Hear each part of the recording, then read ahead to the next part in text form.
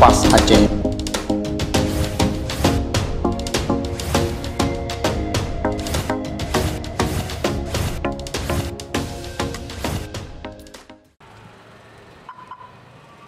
Pendaftaran Parpol Agustus 2022. Saudara Mitua, pendaftaran partai politik dibuka bauro bulan sa 7 Agustus 2022. Pemerintah pusat gepegat sosialisasi pendaftaran partai politik. Syarat-syarat yang gepelengka li parpol yang kemu ikut pemilu tahun 2020 uke.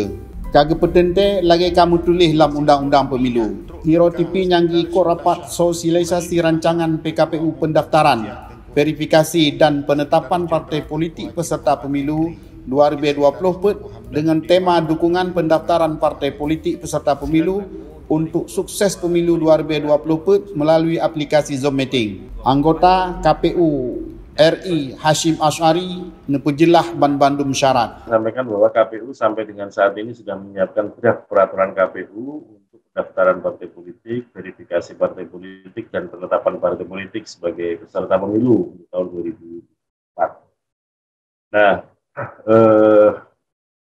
yang kedua, undang-undang pemilunya masih sama untuk pemilu 2024 itu sama dengan undang-undang pemilu untuk pemilu undang-undang untuk pemilu 2024 itu undang-undang masih sama dengan undang-undang yang digunakan pada pemilu 2019 kemarin, yaitu Undang-Undang Nomor 7 2017. Sehingga boleh dikatakan konstruksi berpikir, cara berpikir, prosesnya juga kurang lebih sama.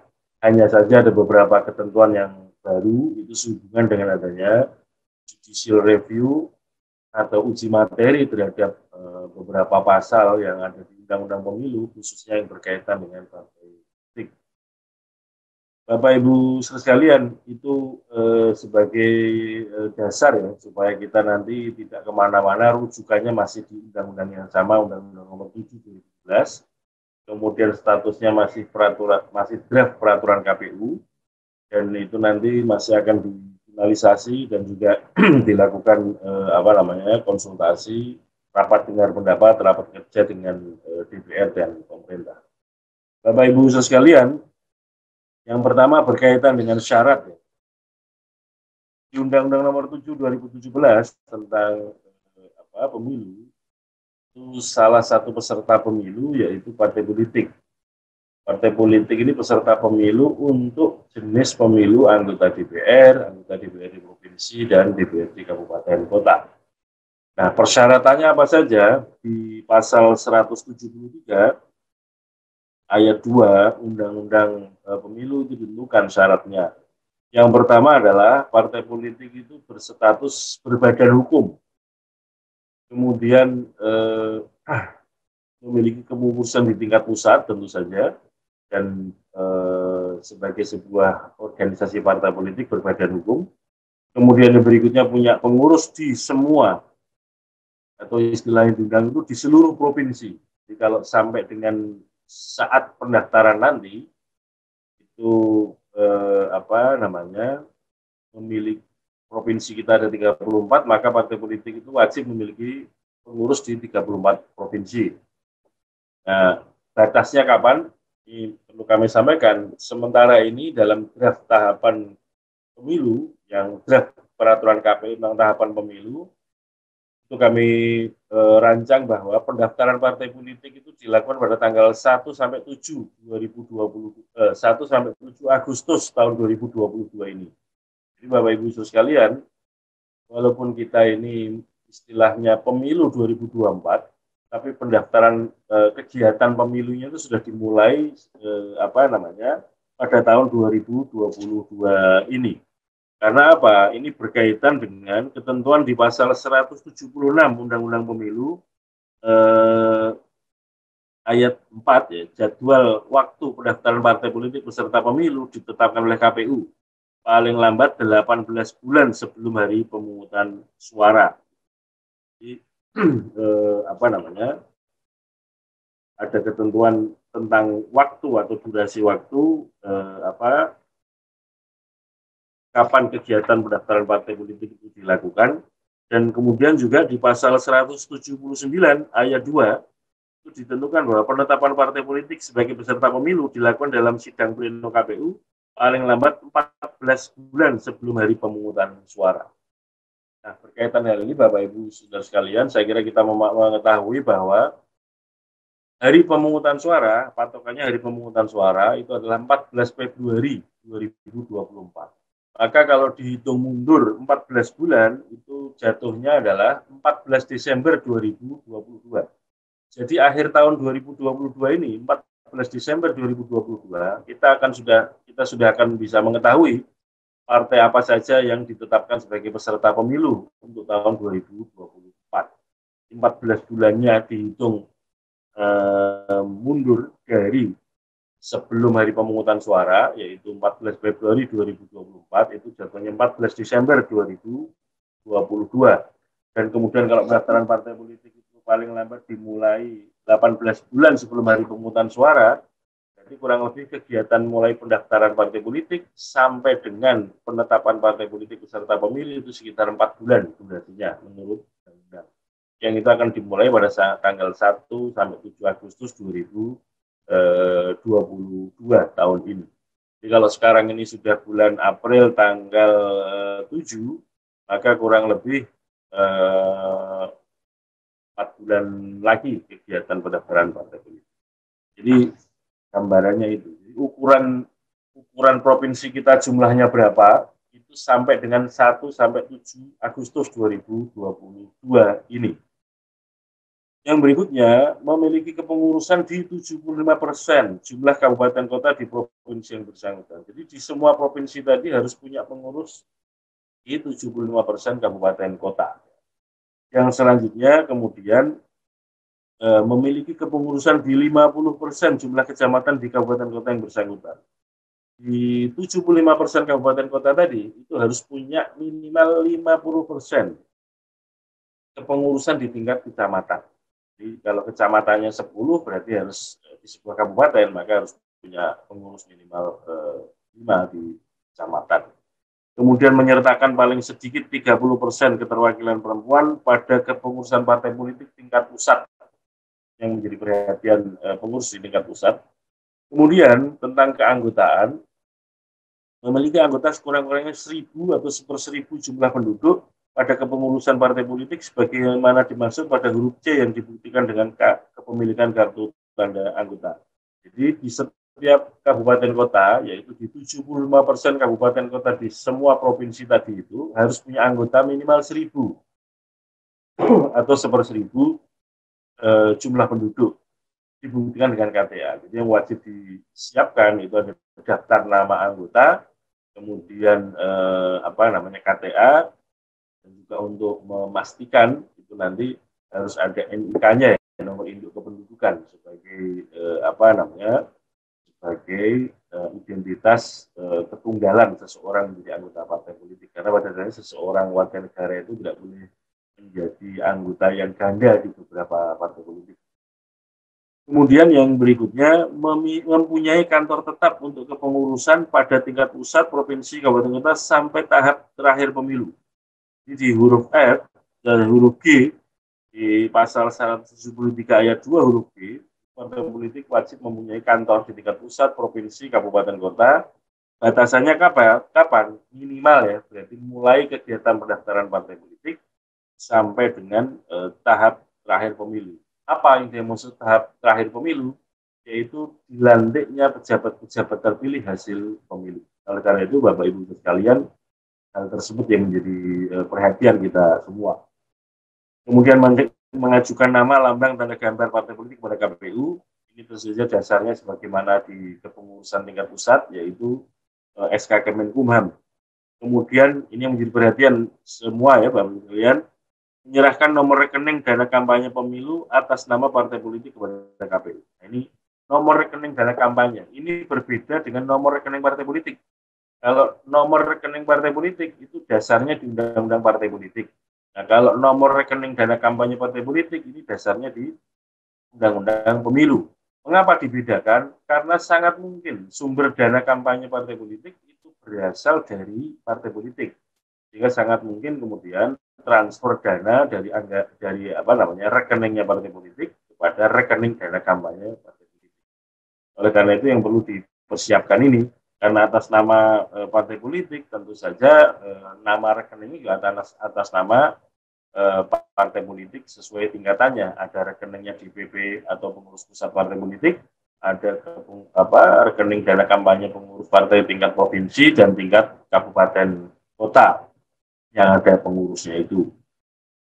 Dan tentu saja mekanisme pembentukan atau pembuatan rekening dana kampanye sesuai dengan ketentuan perbankan ya. Karena atas nama lembaga maka tidak bisa ditandatangani atau atas nama satu orang saja. Ini ketentuan tentang syarat-syaratnya. Lalu kaitannya dengan syarat tersebut, itu bentuk dokumennya apa? Di dalam pasal 177 Undang-Undang Nomor 7 2017. Yang pertama adalah berita negara Republik Indonesia yang menyatakan bahwa partai politik tersebut terdaftar sebagai badan hukum. Ini urusannya DPP atau pengurus partai politik tingkat pusat. Kemudian keputusan pengurus pusat partai politik tentang pengurus tingkat provinsi dan pengurus kabupaten kota. Ini sehubungan dengan ada punya pengurus di semua provinsi dan 75% pengurus di kabupaten kota di semua provinsi, maka bentuknya itulah SK kepengurusan dari pusat. Kemudian surat keterangan dari pengurus pusat partai politik tentang kantor dan alamat tetap pengurus partai politik tingkat pusat, pengurus provinsi, dan pengurus kabupaten kota. Jadi pengurus pusat juga membuat surat keterangan tentang status kantor, tentang status kantor, alamat dan status kantor mulai dari pusat sampai dengan kabupaten kota. Nah, pada bagian ini, Bapak Ibu sekalian, terutama dari jajaran pemerintah, baik di pemerintah pusat, pemerintah provinsi, kabupaten, kota, yang kami mohonkan bantuan atau dukungan fasilitasi dari pemerintah di sini. Karena untuk memastikan nanti pada saat verifikasi administrasi maupun verifikasi faktual tentang kebenaran lokasi kantor ini menjadi informasi ini juga akan kami mintakan dari pemerintah daerah.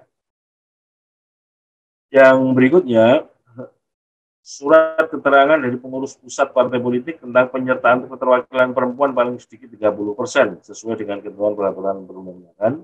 Yang berikutnya, surat keterangan tentang pendaftaran nama, lambang, dan atau tanda gambar partai politik dari kementerian yang menyelenggarakan urusan pemerintahan di bidang hukum dan HAM. Kementerian Hukum dan HAM. Kemudian yang berikutnya, bukti keanggotaan partai politik paling sedikit 1.000 atau 1/1000 jumlah penduduk pada setiap kabupaten kota yang 75% tadi itu. Kemudian bukti kepemilikan nomor rekening atas nama partai politik. Kemudian salinan anggaran dasar, anggaran rumah tangga partai politik sesuai dengan ketentuan peraturan perundang-undangan. Ini dokumen dalam pemenuhan syarat partai politik yang saya sampaikan tadi. Kalau syaratnya itu ada ditentukan di dalam pasal 173 ayat 2 Undang-Undang Pemilu, kemudian dokumennya bentuknya adalah di pasal 177 Undang-Undang Pemilu. Bapak Ibu sekalian, itu berkaitan dengan syarat dan dokumen. Yang kedua, kriteria atau kategorisasi partai politik. Sehubungan dengan putusan Mahkamah Konstitusi yang terakhir, itu ada 3 kategori partai politik.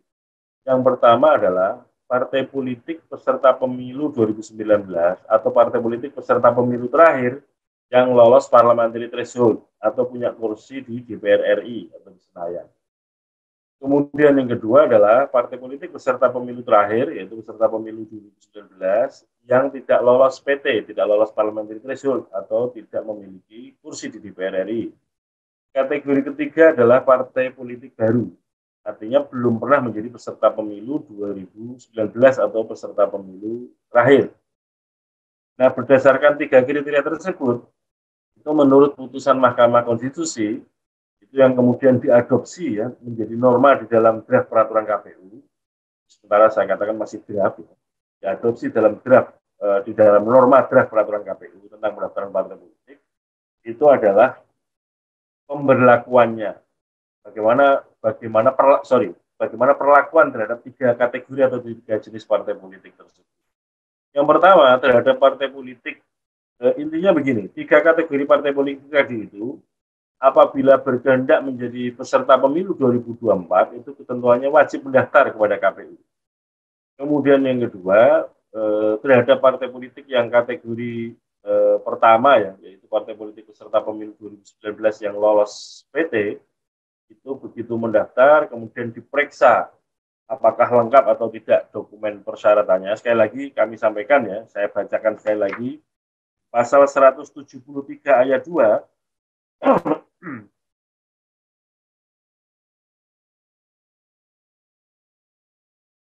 tentang syarat, kemudian di pasal 177 itu tentang dokumen, kemudian di pasal 176 ayat 3 itu tentang pendaftaran. Yang dimaksud dengan pendaftaran ayat 1, partai politik dapat menjadi peserta pemilu dengan mengajukan pendaftaran untuk menjadi calon peserta pemilu kepada KPU. Ayat 2, pendaftaran sebagaimana dimaksud pada ayat 1 diajukan dengan surat yang ditandatangani oleh Ketua Umum dan Sekretaris Jenderal atau nama lain pada kepengurusan pusat. Kemudian yang ketiga, pendaftaran sebagaimana dimaksud ayat 2 disertai dengan dokumen persyaratan yang lengkap. Jadi yang dimaksud mendaftar adalah menyampaikan surat pendaftaran. Siapa yang menyampaikan? Itu adalah pimpinan pusat, yaitu Ketua Umum dan Sekjen. Surat yang ditandai Ketua Umum dan Sekjen, atau masing-masing partai punya penyebutan sendiri-sendiri. Intinya yang tanda tangan mendaftar adalah Ketua Umum dan Sekjen. Dan kemudian pendaftaran itu disertai dokumen persyaratan yang lengkap. Begitu partai politik mendaftar, yang akan diperiksa pertama, Pak, lengkap atau tidak. Kalau belum lengkap, maka kemudian akan diberi kesempatan untuk melengkapi sampai dengan selesainya masa pendaftaran. Bagi contoh misalkan begini, pendaftaran itu tanggal 1 sampai 7 Agustus. Ada partai yang mendaftar tanggal 3 Agustus misalkan. Itu kalau kemudian diperiksa belum lengkap, masih diberi kesempatan untuk melengkapi sampai dengan hari terakhir pendaftaran partai politik. Tetapi yang jadi problem kalau ada partai politik mendaftar pada hari terakhir, tanggal 7 Agustus, jam 9 malam misalkan. Kesempatan mendaftar itu sampai dengan jam 24. Sehingga ketika diperiksa dan katakanlah sampai dengan melampaui jam 24, ternyata masih ditemukan ada yang belum lengkap, maka kesempatan untuk melengkapi lagi sudah tidak ada. Jadi kesempatan melengkapinya sampai dengan hari terakhir, tanggal 7 jam 24. Gambarannya demikian, itu yang dimaksud dengan lengkap. Maka kemudian semua partai diberlakukan seperti itu. Nah, untuk semua jenis atau semua kategori partai yang namanya mendaftar, perlakuannya sama. Nah, berdasarkan cara pandang ini, maka kami sangat berharap partai politik mendaftar pada waktu-waktu awal. Sehingga kemudian misalkan daftar tanggal 1, daftar tanggal 2, itu kalau ada yang kurang-kurang itu masih ada kesempatan yang relatif, masih ada waktu yang memadai lah sampai dengan tanggal 7 Agustus jam 24 malam. Sekali lagi, yang namanya mendaftar adalah DPP, terpusat di KPU. Jadi pintu pendaftaran hanya satu, dilakukan oleh DPP partai politik di tingkat pusat, di Jakarta ya, pada KPU pusat, satu pintu. Teman-teman pengurus di provinsi, pengurus partai politik ya maksud saya, di provinsi dan kabupaten kota itu tidak melakukan kegiatan apapun, menyerahkan dokumen apapun kepada KPU provinsi maupun KPU kabupaten kota. Semua penyerahannya satu pintu di pusat. Yang kedua, saudara sekalian, ada dua metode untuk yang namanya mendaftar atau menyerahkan ini. Yang pertama adalah menyerahkan surat pendaftaran tadi itu beserta disertai dengan dokumen persyaratan yang lengkap ya. Yang pertama adalah semuanya diunggah lewat SIPOL, Sistem Informasi Partai Politik. Nanti pada saatnya semua partai politik akan diberikan akses SIPOL, user ID dan password, dan kemudian akan dilakukan feedback KPU melakukan feedback kepada partai politik, dalam hal ini operator IT SIPOL-nya partai politik. Dan kemudian itu termasuk nanti bagaimana mengunggah, bagaimana menginput, semuanya dilakukan di situ. Nah, yang kedua, begitu sudah lengkap semua, itu kemudian di print dan kemudian akan ada hard copy yang berupa tadi surat pendaftaran, dan kemudian ada yang dibawa hard copy oleh DPP pengurus partai politik atau DPN ataupun penyebutannya kepada KPU, itu itu adalah surat pendaftaran, kemudian yang lain itu semuanya bentuknya rekapitulasi. Misalkan tentang kepengurusan, pengurus pusat itu berdasarkan SK Kemenkom nomor berapa, tanggal berapa, pengurusnya siapa saja, kantornya di mana, dan seterusnya itu. Kemudian pengurus provinsi, kabupaten, kota juga demikian. Kemudian untuk daftar anggota yang dibawa hard copy itu hanya rekapitulasinya, misalkan partai A, misalkan di sebuah provinsi, kabupatennya ada 10 misalkan, masing-masing kabupaten anggotanya berapa, itu jumlah rekapitulasinya saja, klaimnya saja, misalkan Kabupaten A jumlah anggotanya 1.400, di Kabupaten B jumlah anggotanya 1.000 misalkan. Itu hanya rekapitulasi. Tetapi yang detail by name, by address, KTA-nya itu diunggah dan diinput di dalam Sipol. Mengapa diinput dan diunggah di Sipol? Karena nanti pada tahap berikutnya, begitu dokumen dinyatakan lengkap, itu akan dilakukan verifikasi administrasi. Nah, salah satu metode verifikasi administrasi adalah analisis kegandaan anggota. Anggota itu bisa analisis kegandaan internal dan eksternal. Internal itu misalkan begini, apakah nama Hasyim Asy'ari itu di sebuah partai muncul sekali atau beberapa kali. Kalau misalkan muncul 2 kali dengan NIK yang sama, nomor KTA yang sama, itu kemudian akan diklarifikasi. Dan kemudian kalau memang sama akan dinyatakan TMS, tidak memenuhi syarat ya. Tetapi kalau kemudian Hasyim Asy'ari itu namanya 2, tetapi NIK-nya beda, KTA-nya beda, setelah diklarifikasi maka itu dinyatakan hanya satu nama yang sama begitu. Nah, dalam rangkanya itu, karena tidak mungkin dengan kasat mata hal-hal seperti ini, analisis gandaan dilakukan secara fisik menggunakan indera mata biasa, itu harus dengan bantuan teknologi. Itulah kenapa sistem informasi partai politik digunakan. Dalam hal situasi tertentu misalkan, ketika ada partai politik hadir mendaftar tanggal 7 hari terakhir, katakanlah jam 9 pagi ya, setelah diperiksa, ada dokumen-dokumen yang ternyata belum diunggah di dalam Sipol. Lalu bagaimana? Sepanjang masih dalam durasi masa pendaftaran, tetap diberikan kesempatan untuk melengkapi.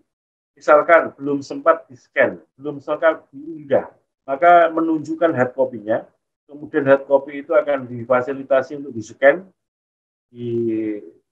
disiapkan di helpdesk KPU begitu ya. Kemudian IT operatornya Sipol partai politik diberi kesempatan untuk mengunggah. Itu nanti mekanisme yang dilakukan. Sehingga pada prinsipnya untuk input dan unggah dokumen semuanya menggunakan Sipol, tapi dalam hal tertentu kalau misalkan ada yang dicek belum lengkap dan belum terpenuhi, maka diberikan kesempatan untuk menunjukkan hard copy-nya, dan kemudian setelah itu diberikan kesempatan untuk mengunggah dokumen tersebut ke Sipol masing-masing partai politik. Tapi semuanya tugasnya adalah tugas dari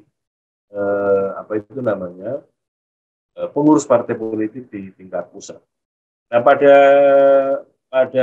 tahapan ini 1 sampai 7 Agustus 2022 ini pendaftaran partai ini, dalam hal pemeriksaan dinyatakan lengkap, apa yang digunakan ukuran KPU untuk menyatakan dokumennya lengkap atau tidak lengkap? Yang pertama adalah hard copy rekapitulasi yang dibawa partai politik ketika mendaftar, dicocokkan dengan dokumen-dokumen data-data yang diunggah atau diinput di dalam Sipol. Apabila kemudian dilihat ternyata sudah sinkron, dalam arti sudah lengkap, ya, maka kemudian akan diterbitkan berita acara yang menyatakan bahwa telah dilakukan pendaftaran dan dinyatakan dokumen persyaratan lengkap. Kemungkinan kedua, apabila sampai dengan batas waktu terakhir tanggal 7 Agustus 2020, batas akhir jam 24 malam, setelah diperiksa antara yang diklaim di dalam dokumen rekapitulasi hard copy yang dibawa ke kantor KPU dengan yang sudah diunggah ternyata belum lengkap sampai dengan batas waktu jam 24 malam, belum dapat dilengkapi, maka kemudian dibuatkan berita acara bahwa dokumen pendaftaran tidak lengkap. Nah, kalau statusnya dokumen pendaftaran tidak lengkap, lalu apa? Ya sudah, selesai sampai di situ. Tidak dilanjutkan pada tahap berikutnya verifikasi administrasi. Karena Pasal 176 Undang-Undang Pemilu menyatakan yang namanya mendaftar itu harus disertai atau harus menyerahkan dokumen persyaratan secara lengkap. Jadi begitu tidak lengkap, mohon maaf, berita acara yang diterbitkan KPU adalah dinyatakan tidak lengkap dan kemudian tidak bisa dilanjutkan ke verifikasi administrasi atau tahap berikutnya. Jadi ketika pendaftaran itu KPU memeriksa adalah lengkap atau tidak lengkap, barangnya ada atau tidak ada. Belum sampai kepada benar atau salah, sah atau tidak sah. Itu di tahapan pendaftaran.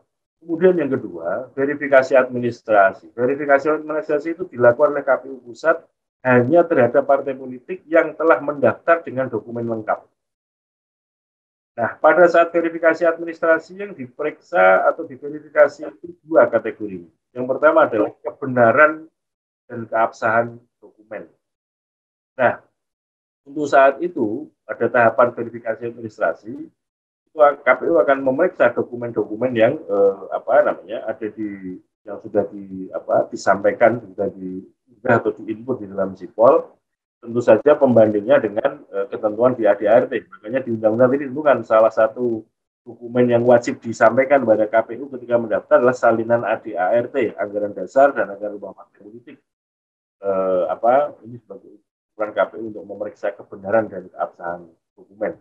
Yang berikutnya pada saat verifikasi administrasi itu dilakukan analisis kegandaan anggota. Analisis kegandaan anggota itu untuk dua hal, kegandaan internal di internal partai politik dan eksternal. Eksternal itu membandingkan antar anggota, membandingkan daftar nama anggota antar partai politik. Saya sudah jelaskan di bagian awal tadi soal internal. Nah, kalau kegandaan eksternal itu kira-kira begini. Sebelum saya lanjutkan di situ, saya ulangi lagi, ada 3 kategori partai politik. Yang pertama adalah partai politik serta pemilu terakhir, yaitu pemilu 2019 yang lolos PT atau punya kursi di DPR RI. Yang kedua, partai politik peserta pemilu terakhir, pemilu 2019 yang tidak lolos PT atau tidak punya kursi di DPR RI.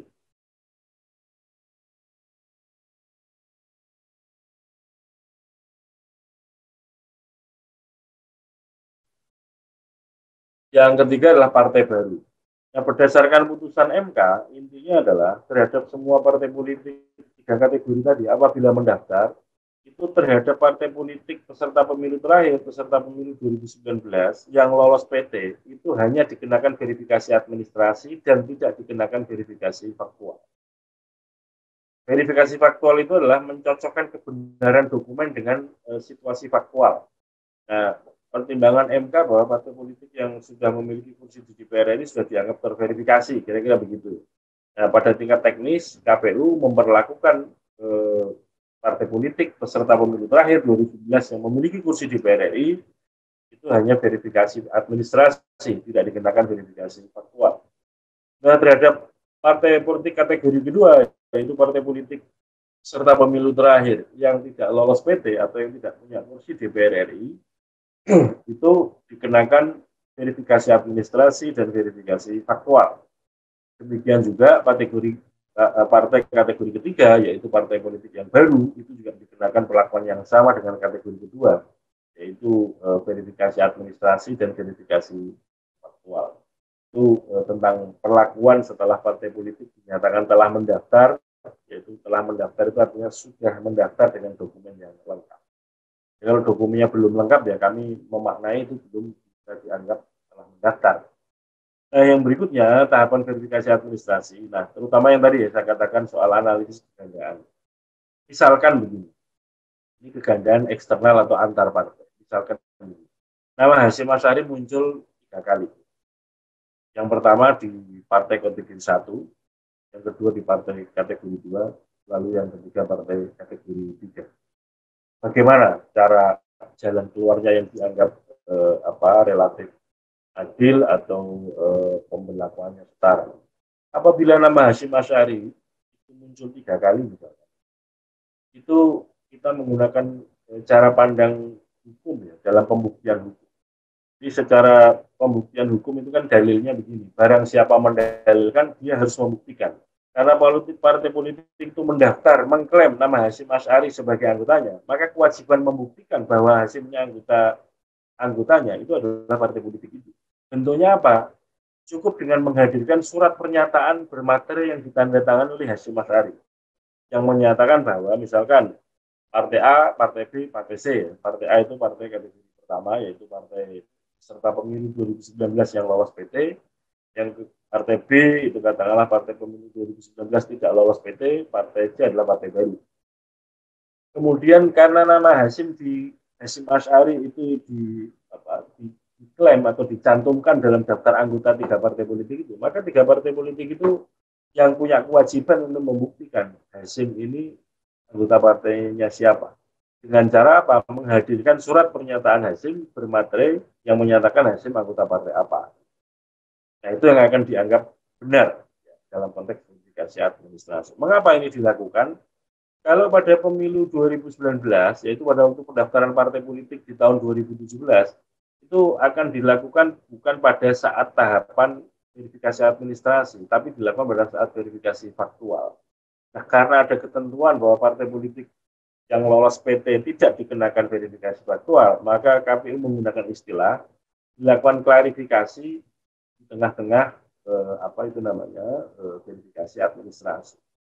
Kalau misalkan ternyata partai A yang bisa menghadirkan surat pernyataannya Hasyim, maka Hasyim dianggap benar sebagai anggota partai A. Kalau yang bisa menghadirkan surat pernyataan itu partai B, maka Hasyim dianggap benar sebagai anggota partai B. Kurang lebihnya begitu gambarannya. Tapi yang jadi problem berikutnya, dalam hal misalkan nama Hasyim Asy'ari itu muncul di tiga partai, dan tiga partai itu bisa menghadirkan surat pernyataan atas nama Hasyim Asy'ari semua. Maka apa yang akan dilakukan? Dalam situasi seperti ini, terhadap surat pernyataan Hasyim Asy'ari dari partai A, B, dan C oleh KPU Pusat akan dikirim kepada KPU Kabupaten Kota yang bersangkutan. Tolong diklarifikasi kepada nama Hasyim Asy'ari ini, apakah betul yang bersangkutan membuat surat pernyataan itu. Kemudian yang kedua, sesungguhnya atau sebenarnya Hasyim Asy'ari ini anggota partai apa, atau bukan anggota partai manapun. Itu istilah KPU klarifikasi di tengah-tengah verifikasi administrasi. Kenapa itu dilakukan? Sekali lagi, karena terhadap partai politik yang lolos PT tidak dilakukan verifikasi faktual.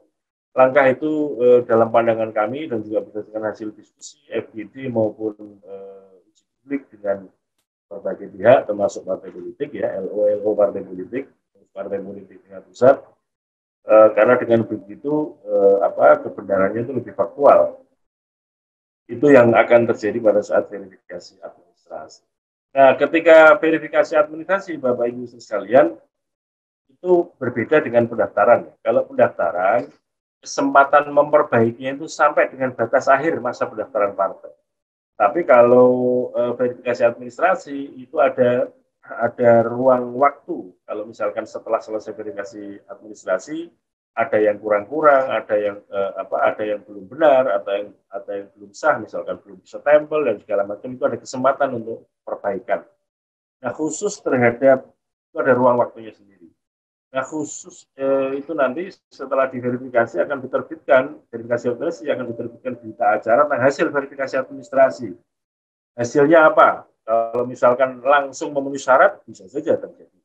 Tapi kalau belum memenuhi syarat, itu akan diterbitkan berita acara belum memenuhi syarat dan akan ada keterangan dan data yang detail dari KPU. Sebagaimana sudah dipraktekkan di pemilu 2019 pada pendaftaran partai 2017, apa saja yang dianggap belum benar, apa saja yang dianggap belum sah, dan itu akan disampaikan kepada partai politik untuk dilakukan perbaikan. Nah, khusus untuk anggota, ini saya kira yang kita perlu sama-sama mengetahui, ya. Kalau terjadi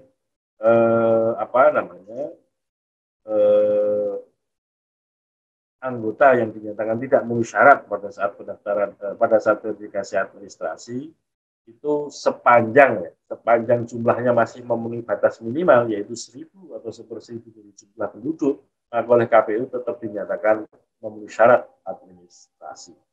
Dan di bagian akhir nanti akan diterbitkan berita acara memenuhi syarat atau tidak memenuhi syarat verifikasi administrasi. Bagi partai politik yang tidak memenuhi syarat verifikasi administrasi, maka tidak dapat dilanjutkan ke verifikasi faktual, karena ini sebagai sebuah rangkaian kegiatan, tahapan. Jadi partai politik yang bisa melangkah ke tahapan verifikasi faktual itu hanya partai politik yang lolos atau memenuhi syarat atau MS pada saat verifikasi administrasi. Selanjutnya tahapan verifikasi administrasi, verifikasi faktual. Nah, sekali lagi terhadap partai politik serta pemilu 2019 yang lolos punya kursi di Senayan, punya kursi di DPR RI itu tidak dilakukan verifikasi faktual. Kegiatan verifikasi faktual hanya dilakukan kepada partai politik serta pemilu 2019 yang tidak memiliki kursi di Senayan atau DPR RI dan partai politik baru dengan syarat ya sepanjang memenuhi syarat pada saat verifikasi administrasi. Apa verifikasi faktual? Yaitu mencocokkan kebenaran antara yang ada di dalam dokumen dengan faktualnya. Yang pertama, KPU tingkat pusat, provinsi, kabupaten kota akan berkunjung, bertemu dengan kepengurusan partai politik sesuai tingkatannya. Demikian juga setelah verifikasi kepengurusan juga sekaligus karena pertemuan di kantor, maka itu juga sekaligus verifikasi kantor. Kebenaran dokumen dengan situasi faktual kantor. Kemudian yang untuk yang kepengurusan termasuk 30% pengurusan tadi ya, khusus untuk di tingkat pusat. Kemudian untuk anggota itu akan diverifikasi faktual dengan metode sampling, bukan metode sensus. Bagaimana yang dilakukan pada pemilu 2019, pada waktu pendaftaran tahun 2019, itu akan diambil 10%. 10% dari jumlah daftar anggota. Itu katakanlah begini sebagai contoh, semuanya melakukan sampling adalah KPU pusat dan hasil samplingnya itu akan dikirim pada KPU kabupaten kota untuk dilakukan verifikasi faktual. Tentu saja bagi partai politik yang sudah memenuhi syarat verifikasi administrasi. Bagi contoh misalkan sebuah partai anggotanya ada 1.000 misalnya. Nah, nanti akan dilakukan sampling ya. Jadi di tingkat pusat akan dilakukan sampling. Karena samplingnya 10%, maka misalkan keluar angka 7, maka kelipatan dari angka 7 itu yang akan diambil. Misalkan ya 7, 17, 27, 37, dan seterusnya sampai ketemu berapa? 10%-nya dari 1.000.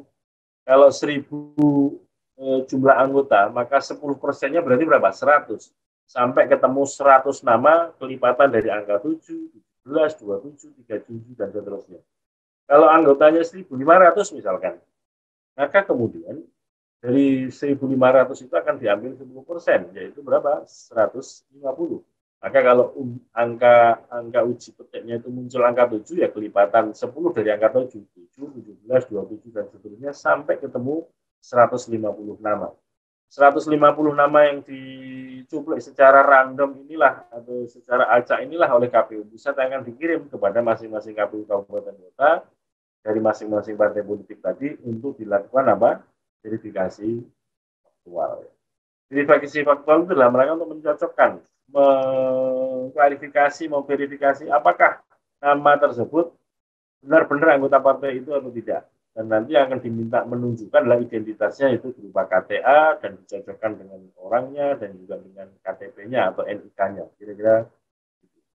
Nah, Bapak Ibu sekalian, dalam konteks verifikasi faktual ini, sekali lagi ya, karena metodenya sampling, yaitu satu orang ya, mewakili 10 orang. Dalam hal misalkan, ada satu orang, nama Hasyim Asy'ari misalkan, tidak memenuhi syarat, maka kemudian karena ini sampling, satu orang mewakili 10 nama, maka kalau kemudian TMS satu nama, maka partai punya kewajiban untuk mempersiapkan penggantinya 10 nama sebagai konsekuensi dari metode sampling. Beda dengan metode sensus ya. Kalau sensus itu kan kalau TMS satu ya gantinya satu. Tapi kalau metode sampling, karena satu orang mewakili 10 nama, kalau ada satu nama TMS, maka ya partai politik itu harus wajib mengganti 10 nama sesuai dengan kabupaten kotanya masing-masing. dan kemudian akan diinput lagi oleh DPP Partai Politik di Sipol, nama-nama yang baru sebagai penggantinya. Dan pada tahap verifikasi faktualnya juga sama dengan verifikasi administrasi, yaitu di bagian akhir kalau misalkan ada yang belum memenuhi syarat, akan diterbitkan berita acara belum memenuhi syarat dan akan ditunjukkan belum memenuhi syaratnya itu pada bagian apa. Dan kemudian diberikan kesempatan sesuai dengan durasi waktu yang ditentukan untuk melakukan perbaikan dan dilakukan verifikasi ulang. Dan ujungnya di bagian akhir karena pada dasarnya ini sebuah rangkaian pertama yang namanya mendaftar itu harus menyerahkan atau menyertakan dokumen persyaratan lengkap. Yang kedua, verifikasi administrasi itu dokumen itu harus benar dan sah sesuai dengan ketentuan. Dan kalau sudah lulus atau memenuhi syarat verifikasi administrasi, dilakukan verifikasi faktual. Di bagian ujung nanti berita acara memenuhi syarat memenuhi syarat atau tidak memenuhi syarat sebagai partai politik serta pemilu 2024 itu akan dijadikan dasar bagi KPU pusat untuk menerbitkan SK KPU tentang penetapan partai politik peserta pemilu tahun 2024. Misalkan begini, di sebuah kabupaten A, KPU kabupaten A ini melakukan verifikasi faktual. Nanti produknya ada berita acaranya, Kemudian dari berita acara itu akan dilaporkan secara berjenjang kepada KPU provinsi, KPU pusat ya, menggunakan mekanisme yang sudah kami tentukan di internal KPU. Berdasarkan berita acara tersebut akan kami buat penilaian dalam hal penilaian verifikasi faktual tadi ya. Kalau kemudian masih ditemukan ada yang belum memenuhi syarat, kami informasikan kepada partai politik A misalkan di sebuah kabupaten ini itu ternyata belum memenuhi syarat bagian ininya, kami informasikan dan kemudian diberikan kesempatan untuk perbaikan. Dan di bagian akhir setelah dipenuhi hal-hal yang belum memenuhi syarat dan kemudian dilakukan verifikasi faktual pada tahap kedua, katakanlah sudah memenuhi syarat, maka kemudian KPU kabupaten itu akan menyampaikan berita acara, KPU provinsi akan memberikan berita acara sesuai dengan ruang lingkup tugas dan wewenangnya, semuanya lapor pada KPU pusat, dan KPU pusat akan buat penilaian secara nasional ya, apakah syarat sebagaimana ditentukan kepengurusan pusat, kepengurusan 34 provinsi, kepengurusan di 75% kabupaten kota di semua provinsi, kemudian anggota kantor itu memenuhi syarat atau tidak. Jadi sifatnya penilaian KPU pusat ini akumulatif. Sangat mungkin misalkan di sebuah kabupaten, katakanlah kalau di provinsi itu jumlah kabupatennya 10 misalkan. 75%-nya itu kan berarti kalau dibulatkan menjadi minimal 8 kabupaten misalkan. 8 kabupaten. Tetapi partai ini mendaftarkan itu lebih dari 8 kabupaten. Misalkan mendaftarkannya itu 9 kabupaten. Ya di sebuah kabupaten, katakanlah kabupaten ke-9, partai ini tidak memenuhi syarat misalkan. Tetapi 8 kabupaten yang lain masih memenuhi syarat. Pertanyaannya, kalau di tingkat nasional ternyata masalahnya itu masih memenuhi syarat ya, masih memenuhi syarat. Sehingga kami minta kepada jajaran KPU provinsi, kabupaten kota untuk menahan diri untuk tidak komentar. Misalkan begini, partai ini di kabupaten kami tidak lolos, tidak memenuhi syarat, tapi kok bisa menjadi peserta pemilu nasional? Sangat mungkin kalau itu secara akumulatif semua syarat bisa dipenuhi. Ini saya kira terutama untuk jajaran KPU provinsi, kabupaten kota untuk menahan diri untuk tidak komentar terhadap hasil verifikasi, karena apa? Penilaiannya basisnya bukan kabupaten itu saja, tetapi secara nasional, yaitu kepengurusan syarat-syarat kepengurusan di tingkat pusat, provinsi, dan kabupaten kota se-Indonesia. Nah, Bapak Ibu Saudara sekalian, kira-kira demikian gambaran tentang kegiatan pendaftaran partai politik. Para pendukung partai PAS Aceh, subscribe channel kami. Assalamualaikum warahmatullahi wabarakatuh.